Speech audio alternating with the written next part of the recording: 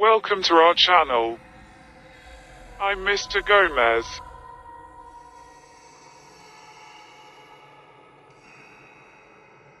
Ghosts, vampires, fairies. Urban legends that, believe it or not, will make you cringe to hear them. Almost every settlement in the country has its own stories. They are most easily associated with abandoned houses, museums, old hospitals, abandoned ships, and even favorite objects. The stories about the abandoned buildings are mostly finished by high school students and children from the neighborhood, and the generations retell them. This story is about our old high school. First of all, I would like to thank Katerina for sharing her experience with us. And those of you who haven't subscribed to this channel, click subscribe and press the bell for a further promise of future videos. Well, that's it. Now it's time for the story. Enjoy.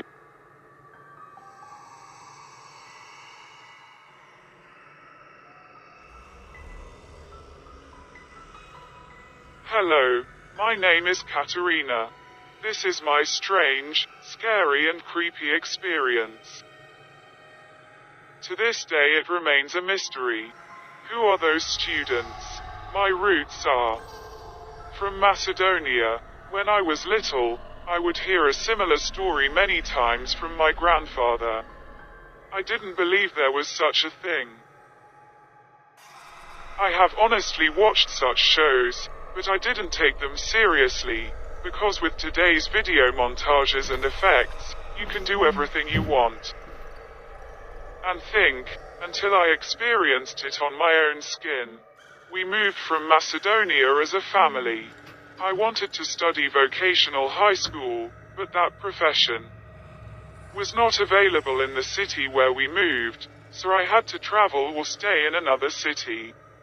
I was lucky to be accepted into a boarding school. I went to school and quickly got used to the new environment, and luckily I made many friends. In the school, as in any school, there were bad, good and excellent students. Unfortunately, I somehow fell into bad company, and my changes were immediately visible as inappropriate behavior, bad grades, quarrels with professors, reduced behavior. I didn't even notice that those friends wanted to make a bad picture of me. I distanced myself from those people because two school friends and I had identical thoughts and actions, so we spent almost every moment of the day and free time together. We learned, upgraded ourselves, and thanks to the internet we were able to educate ourselves more easily, even though they didn't know nor wanted to work with a laptop. Most importantly, my grades were corrected. I had a small pajama party in the room. That weekend I was alone in the room, the roommates all left, so I had the opportunity to invite 2 or 3 friends. The boarding school allowed me, but on the condition that we be polite. 2 people came, but not Anna. She got sick and couldn't come. We told each other scary stories. Luna told that our school is built on a very old cemetery and that it is haunted. I looked at him and said that it was a lie and that it was all a well-made-up story. Not yet proven. She looked at me with a strange look and expression on her face. I realized from his look that he was not kidding and that it was true, so telling stories we fell asleep, and in the morning we had breakfast in the bluest bakery and went home. Later I received a message that Nicolina had also fallen ill and would not come to school. And Anna recovered, but one thing was strange to me. When he got to school, he behaved very differently. She was a girl that whoever she met at school as a teacher, school official, would greet him with a big smile, and the staff loved her, especially Uncle Hans.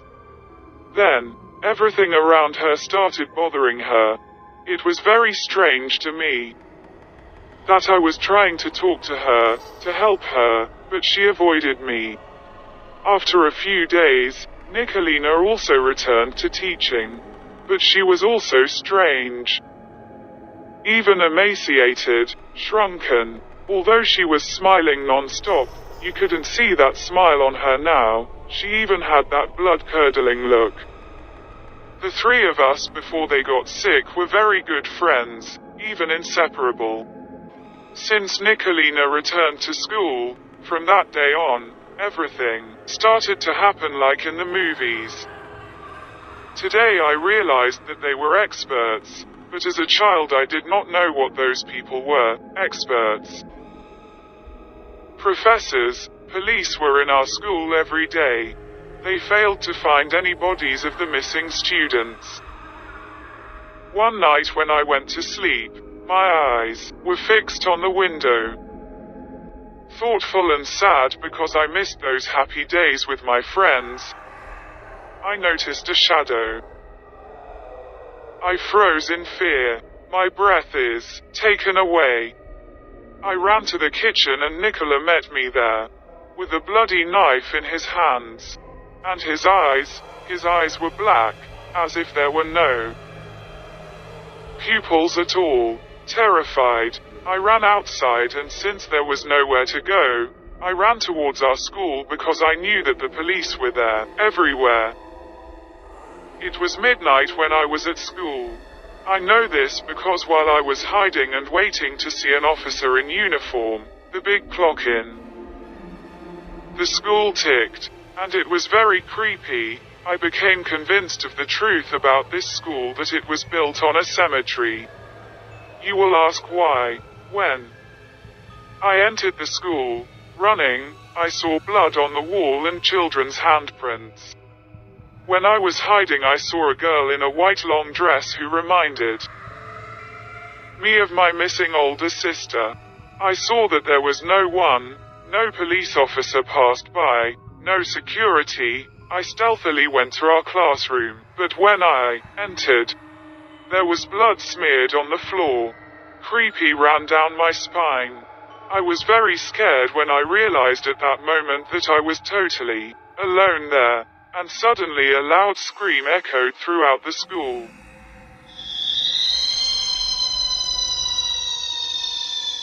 I noticed the exit from the main door, where the teachers enter, was open and like lightning I ran out of the school. I sat in the park opposite and still crying.